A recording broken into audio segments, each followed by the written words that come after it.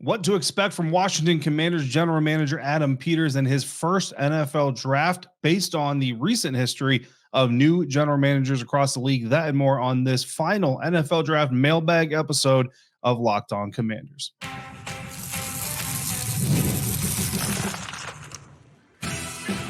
You are Locked On Commanders, your daily podcast on the Washington Commanders. Part of the Locked On Podcast Network, your team every day. Welcome into this episode of Locked On Commanders, your daily podcast covering the Washington Commanders, part of the Locked On Podcast Network, your team every day. Thanks so much for making Locked On Commanders your first listen of the day every day. And don't forget that you can subscribe for free on YouTube or wherever you're listening to this podcast. And you can continue this conversation with me by becoming a Locked On Commanders insider. Go to joinsubtext.com/LockedOnCommanders and sign up today to be an insider. From there, you will get news, analysis, one-on-one conversations, and bonus content sent directly to your phone via text messages. No apps, no filters, no hashtags, none of that. Just conversations about the Washington Commanders between you and me. Lots of cool stuff going on there. I will be live texting my insiders from Ashburn, Virginia at the Washington Commanders team facility all throughout the NFL draft weekend. So make sure you come through for that. Again, join subtext.com/LockedOnCommanders. I'm David Harrison, credentialed member of the media covering the Washington Commanders for Sports Illustrated's FanNation, and I'm here with you every Monday through Friday, along with our everydayers and everydayers.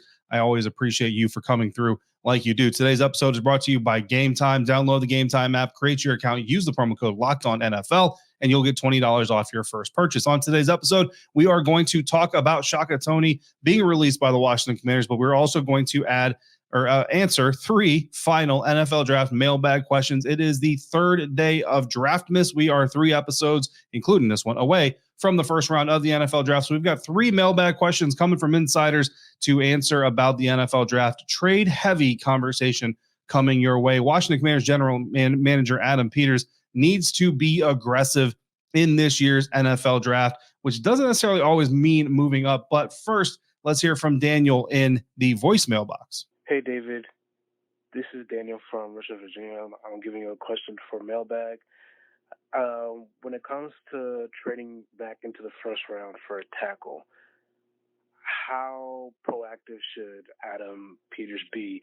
Should he try and just go and get the one he wants in the early teens, or wait until there is a run of tackles to jump in the late teens or early 20s to get the tackle that he wants?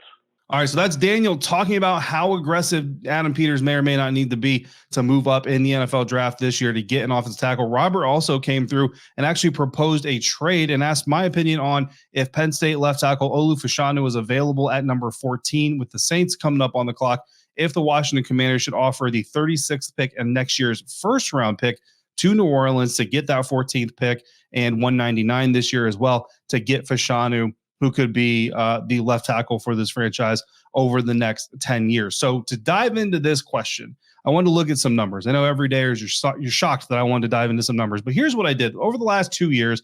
And again, small window, so don't go too crazy with it. But honestly, the actions of one or two other GMs doesn't necessarily predict the actions of another GM, but I did figure going back 2 years was a little bit healthier of a sample size. So over the last 2 years, there has been 6 new general managers drafting for the first time.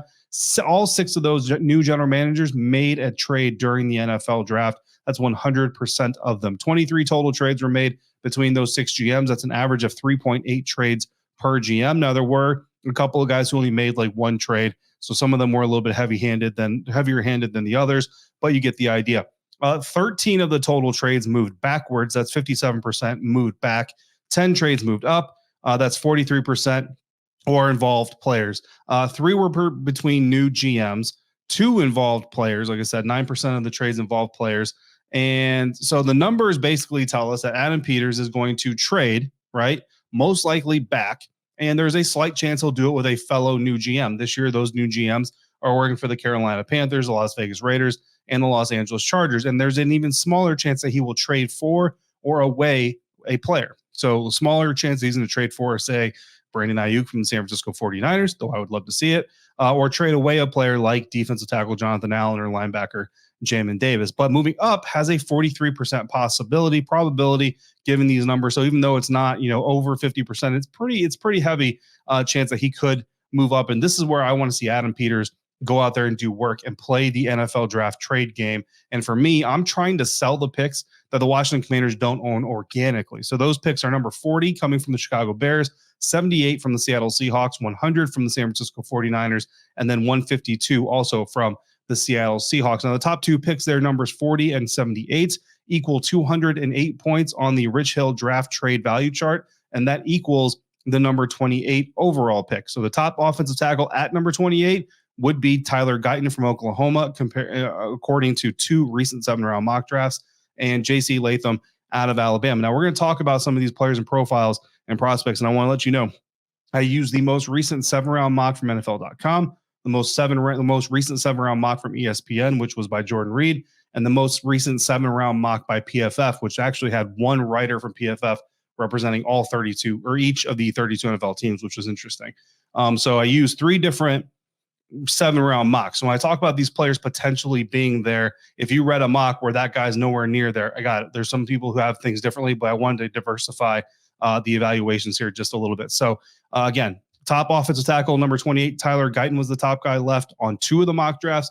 J.C. Latham was the top guy left on 1 of the mock drafts. Pretty solid offensive tackles if that's where you're going to trade. And that's just straight up going 40 and 78, move back into the first round at number 28 if that team is willing to do it. Boom, you go get your tackle. Now, the last of the top 3, and that's kind of where part of this question really kind of focused, right? Was Olu Fashanu and Talisi Fuaga are kind of the last of the top 3. Olu Fashanu is the last of the top 3 who's a true left tackle. Talisi Fuaga, right tackle out of Oregon State that many predict or project will move to the left side. Their range is kind of going from number 14 to 21. So to answer Robert's question, if either Fashanu or Fuaga are there at number 14, the Saints are taking one. I don't see the Saints trading out of number 14 instead of taking one of those tackles. And Ross Jackson, host of Locked On Saints, agrees with me, which means if you want one or both of those guys, if you want your choice of those two guys, you got to move to 13. If you just want one of those guys, you can let the Saints take one at 14 and then pick your spot. But you got to do it before pick number 21 because that's where the last one's going right now. So you're talking no later than number 20, and that's a little risky too. So at number 13, you're looking at 336 points, again, according to the Rich Hill model, which is number 36 and number 40 and a 2025 third to hit the points pretty much right on the button. For number 20, you're talking 269 points. Now that's number 40, so you keep 36, but you also got to throw in 78 and a 2025 second. So in one of these, the later pick here, you actually give up a higher draft pick next year. To give up a lower draft pick next year, you actually move up higher. So it's kind of interesting the way that moved out. Of course, there's a lot of different combinations you could do here, but those were kind of the most direct routes to just get the point value. So if you think either of those tackles, Olu Fashanu, Talisi Fuaga, are a surefire Pro Bowler, as surefire as you can get in the NFL draft, which is not 100%, but like 95% sure, yeah, man, you got to make that move. You can always recoup future draft capital. If you really want to go get that back, you can do it in ways. If you don't necessarily think you have to have either of those guys, I at least want to see Adam Peters working the phone, move back into the first round, and grab yourself an offensive tackle on night 1. That's how we're kicking off this mailbag. Next up, we're going to go from hunt mode to gather mode via trades at the NFL draft. That's coming up next on today's episode of Locked On Commanders, part of the Locked On Podcast Network, your team every day. Today's episode of Locked On Commanders brought to you by Game Time, and Game Time is now an authorized ticket marketplace of Major League Baseball, which makes getting tickets even faster and easier. And the prices on Game Time app actually go down closer that gets to the first pitch of the game. With killer last-minute deals, all-in prices, views from your seat, and their lowest price guarantee, Game Time takes the guesswork out of buying Major League Baseball tickets. Their last-minute deals save you up to 60% off buying last-minute tickets for sports, concerts, comedy, theater events, everything around your area. Flash deals will let you save even more with exclusive in-app deals, and you select your seats ahead of the game or the event. Right now, you can get Capitals playoff tickets for right about $200, or go see the DC Defenders, some live action football going on April 28th for $30. Take the guesswork out of buying tickets with Game Time. Download the Game Time app, create your account, use the code LOCKEDONNFL to get $20 off your first purchase. Terms apply. Again, create your account, redeem the code LOCKEDONNFL for $20 off. Download the Game Time app today. Last minute tickets, lowest price guaranteed. Thanks again for making Locked On Commanders your first listener, your first view today and every day, everydayers. Make sure you come back tomorrow. We will be down to the second day of draft miss, just 2 episodes away from the first night of the NFL draft. The Locked On NFL mock draft is available now. Find the ultimate 6-episode series on Locked On NFL Draft to hear who the local Locked On experts are picking for every NFL franchise, with live reactions from local college football experts and even the fantasy football angle. The Locked On NFL mock draft is available now on Locked On NFL Draft or on YouTube or wherever you're listening to this podcast. Another question we had coming through, I think Robert, I can't remember. We got a few Roberts, but I think this is actually the same Robert who said, I was thinking there were a couple spots in the draft where we could trade down to accumulate more picks. Pick 36, for instance, we could trade because we have pick 40. Pick 67, we could trade because we have pick 78.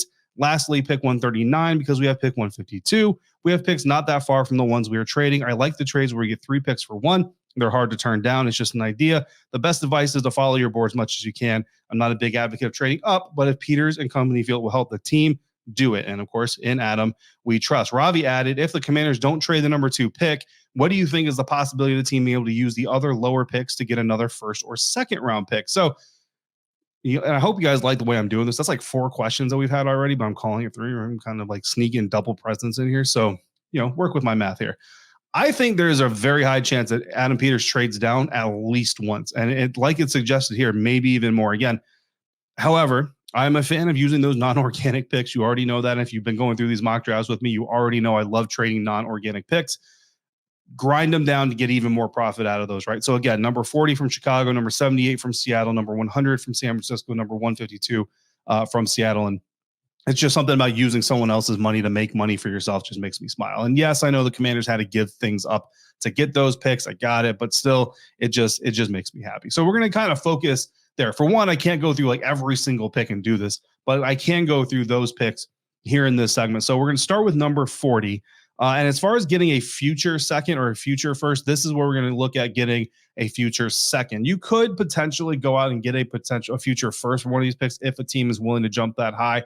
But ideally, most teams like to kind of spread the wealth a little bit and pay in increments here, right? So if you look at number 40, which is the pick that the Washington Commanders have from the Chicago Bears, thanks to the Montez Sweat trade, I'm looking at trading that to a team like the Detroit Lions, who may want to move up and grab, say, Washington State safety Jaden Hicks, which is who one of these mock drafts has the Washington Commanders taking at that pick. So that's basically who you're giving up.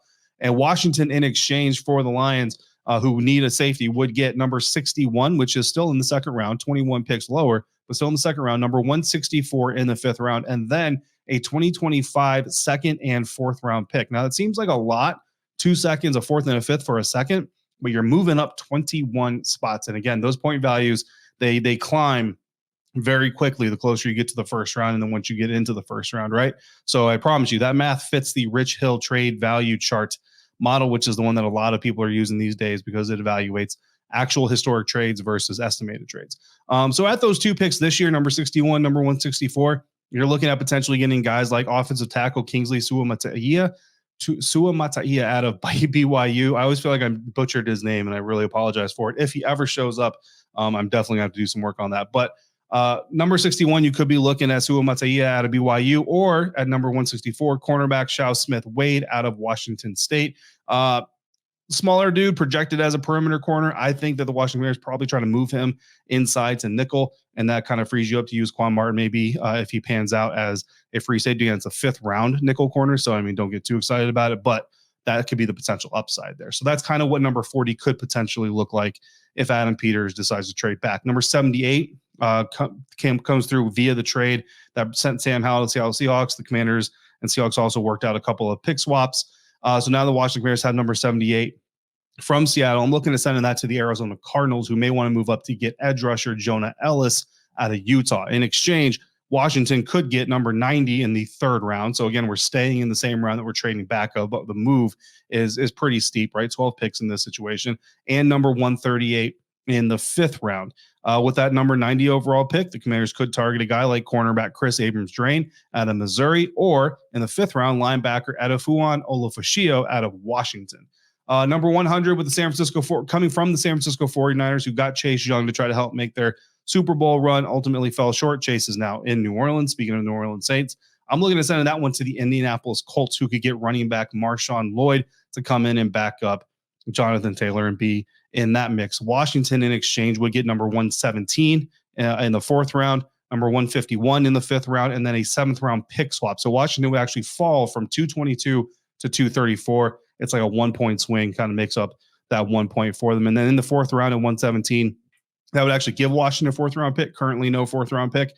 So you move out of the final pick of the third round. You give that to the Colts. They come grab their day two running back. You move back into day three in the fourth round. You grab guard Zach Zinter out of Michigan, who's someone that we talked about very recently here on the program. In the fifth round, again, you could look at tight end Dalen Holker out of Colorado State. Definitely more of a receiving tight end, but certainly got some grit to him. A little bit of a bigger dude than some of these other guys that are like the kid out of Florida State is ridiculously small. Number 152, the final pick that is non-organic to the Washington Commanders in this year's NFL draft. Looking at, you got that from Seattle. You're looking at sending that to the Las Vegas Raiders, and going back to all that math, right? Here's the trade potential with a fellow new GM. The Las Vegas Raiders also have a new GM this year, and maybe they move up to get guard Dominic Puni out of Kansas. Then I know a lot of you would be mad if he's sitting there at 152 and Adam Peters trades back. A lot of you would not like that move. But again, wanted to flesh this thing out, so that's what we're going to do.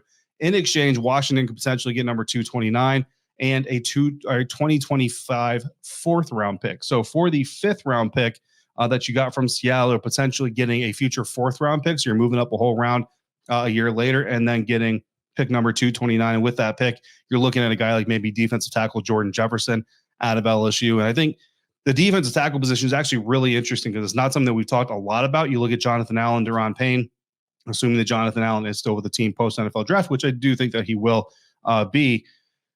But the depth behind that group, Federi Mathis hasn't really panned out. Benning Potai, I like him, but he's kind of just a role player in the NFL at this point in time. John Ridgeway, like, is he going to take that next step? Is he not going to take that next step? I think it would be a little bit smart for the Washington Commanders, maybe invest a late round pick in a defensive tackle. And Jordan Jefferson certainly is a guy who seems to have a lot of tools, a lot of size to him. Give him the opportunity to develop, and maybe he surprises you at some point and becomes a little bit of a role player. So again, all those trades fit the Rich Hill point value. So if you got any of those trades where you're like, that's ridiculous, you wouldn't do that, you wouldn't. Look, if the GM, there's still a possibility the GM wouldn't do it anyway, but I promise you they all fit the Rich Hill point values. If you want to check my math, feel free. So again, number 40, Chicago, we're sending to the Lions for a second and fifth this year, a second and fourth next year. That to me is like the most kind of like, really? Like I had to check my math like 3 times, but the math works. It was kind of surprising. I don't know that I would count on the Detroit Lions to actually make that move. The Seattle Seahawks, number 78 overall pick, we're sending that to the Cardinals for a third round pick and a fifth round pick this year.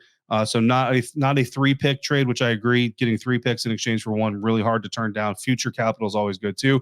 Number 100, we're sending to the Indianapolis Colts. And on this one, it's not really getting 3 picks, but there's 3 picks involved. Fourth and a fifth this year in exchange for that third, and then a 7th round pick swap later on down the road. And then 152 from Seattle. Washington gets a pick this year and then also gets an earlier round pick next year out of Seattle, which could potentially be valuable. 4th round picks are somewhat valuable at times. So a lot of trade possibilities. Again, looking at the math and the percentage of new GMs trading, the math says there's a 100% chance Adam Peters is trading. So we'll see if it actually happens. Also means that the Carolina Panthers and the Las Vegas Raiders and the Los Angeles Chargers will all be involved in trades. So at some point in time, all 4 of those teams will be involved in trades. I don't know if you want to go find a prop bet somewhere and put some money on it. I mean, the math checks out. It's only 2 years math, but the math checks out. Coming up next, we got one more mailbag question about analytics and how they might impact the decision at number 2. That is coming up next on today's episode of Locked On Commanders, part of the Locked On Podcast Network, your team every day. This next segment of Locked On Commanders is brought to us by our sponsor, BetterHelp. Sometimes we all need the opportunity to get something off our chest, big or small. Certain things can really start to get to you. It's important to let that out, especially to someone who's a little unbiased in your life. So today, I want to say how I really feel about something, and you might be thinking about the same thing that I am this week.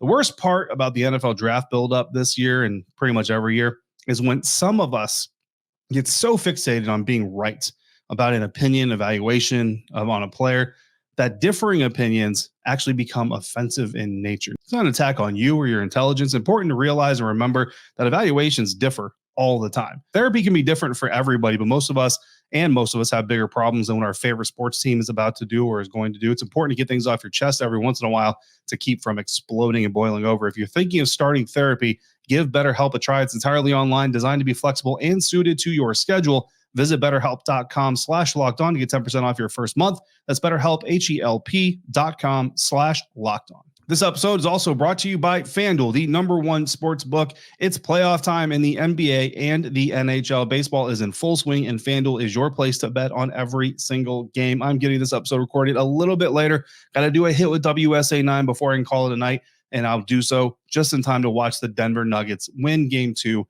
over the Los Angeles Lakers. Right now, new customers, you can get $150 in bonus bets guaranteed. That's $150 win or lose. Bet on everything from slap shots to home runs to slam dunks to Nikola Jokic, triple doubles, all on an app that is safe, secure, and easy to use. In the Eastern Conference NBA playoffs, the Knicks, Pacers, Cavs, and Celtics are all favored to win their opening round series. In the NHL, the Washington Capitals are underdogs against the New York Rangers in the first round of the Stanley Cup playoffs. So what are you waiting for? Visit FanDuel.com/lockedon. Make your first bet an automatic win. FanDuel, America's #1 sportsbook. Wrapping up one final mailbag episode before the NFL draft, getting as many in as we can. Technically 3 questions that we're answering, right? But we're kind of cheating a little bit just to get as many in as we can. Merle asks, since Josh Harris is big on analytics, will they base their draft on that? Because if that's the case, JJ McCarthy will be the pick at number 2. Merle coming through with some heat here at the end. Will the Washington Commanders base their draft off of analytics? No. Will analytics influence their NFL draft strategy? Absolutely. Not only is Josh Harris a big advocate of it, Adam Peters is a big advocate of it, but it is a tool. It is not the end-all be-all. It is never supposed to be the end-all be-all. It is a tool to help you evaluate. Jason La Canfora of the Washington Post, and I don't know if this is where Merle got this question from, but he recently wrote an article, and in the article wrote, quote, 2 general managers told me that they believe if the Washington Commanders let the analytics guide them, McCarthy is their guess for the number 2 pick. If the team's coaches hold significant sway and the offensive coordinator Cliff Kingsbury's voice resonates, then Daniels would be the selection, end quote. And look, I think, honestly, this is not something we've really talked about on the show because I try to keep my own personal opinions kind of out of it. I would love to cover JJ McCarthy. I think JJ McCarthy's story is going to be really interesting. I think he's a really good dude, a really cool dude to talk to. Just in the couple of opportunities I've had to be in scrums or talk to him off on the side, I would absolutely be thrilled to cover JJ McCarthy, but that has nothing to do. I mean, the dude's talented, right? But that's like, I would just like to be around him. You know what I mean? Is kind of what I'm telling you here. But when you look at the analytics, the numbers are good. The play is there. Of the top 5 quarterbacks, most people agree on Caleb Williams, Drake May, Jane Daniels, JJ McCarthy, Michael Penix Jr. Bo Nix might be in there with some of those guys, but by and large, those are the top 5. Plus, the Washington Commanders, Caleb Williams going to Chicago. They only brought in Drake, Jaden, JJ, and Michael for that, infamous now 4 quarterback visit at one time.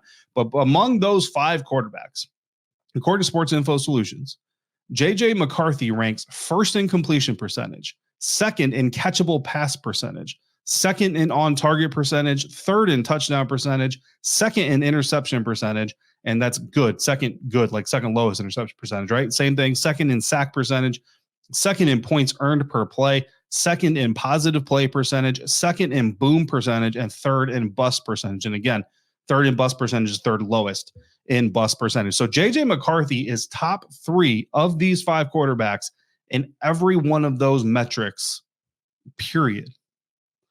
Jane Daniels is first or second in most of those metrics as well. Obviously not the sack percentage. That one's not third, not top 2. But he's top 2 in most of those. Bo Nix is actually pretty high in some of them as well. So, is analytics a part of today's game? Absolutely. But is analytics going to be the main driver?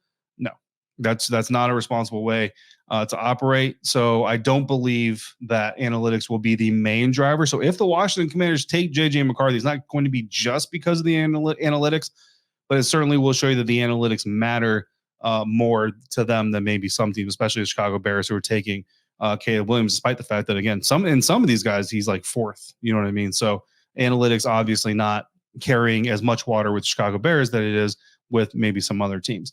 A little bit of a bonus question here. Now that we've already squeezed like 5 or 6 into this episode, Reverend Jim came through and asked, does Washington need to draft a tight end? And I wanted to address this because I know in a lot of my mock drafts, I'm not having tight ends very high. I'm not having tight ends very often. I think I've gone to Tate Sanders in Texas on day 2 a couple of times. Cade Stover out of Ohio State, late day 2, early day 3, a couple times.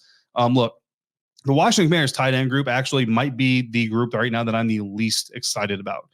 Cole Turner just does not seem to be getting his burn in Washington. We'll see what this new coaching staff does, but I've kind of just lost the anticipation of watching Cole Turner get some burn. John Bates, I like him. I think he's very solid. I think he's like a career number 2 tight end for any team in the NFL. But I think that's what he is. I think he's the number 2 guy. Zach Ertz, I love the history, man, but I don't know if there's much left in the tank, and I don't know how excited to get over that. So, yes, absolutely, Washington needs to draft a tight end as high as feasibly possible to get the most bang for your buck. You know what I mean? But, like, a lot of times we do these mock drafts, and you look at the range where they're picking, and there's just not a lot of tight end options available within those ranges. So they might have to actually reach for a guy or hope that tight ends just kind of slide in this draft and get one at a bargain that way. Finally, a little bit of news. The Washington Commanders released defensive end Shaka Toney. He was suspended all of last season for violating the NFL's gambling policy. Heard some stories on what it was. Don't know how many of them ever made it to official air, so I'm going to keep those to myself.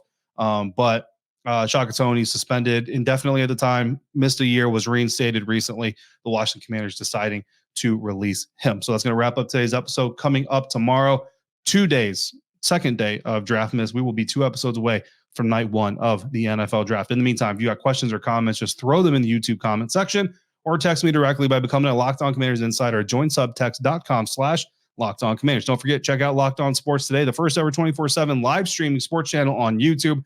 As always, thanks so much for making Locked On Commanders your first listen of the day, every day. Thanks for coming through on a regular basis like you do. Until we speak again, if you're out and about, please be safe, be kind. I'll see you next time right back here for another episode of Locked On Commanders, part of the Locked On Podcast Network, your team every day.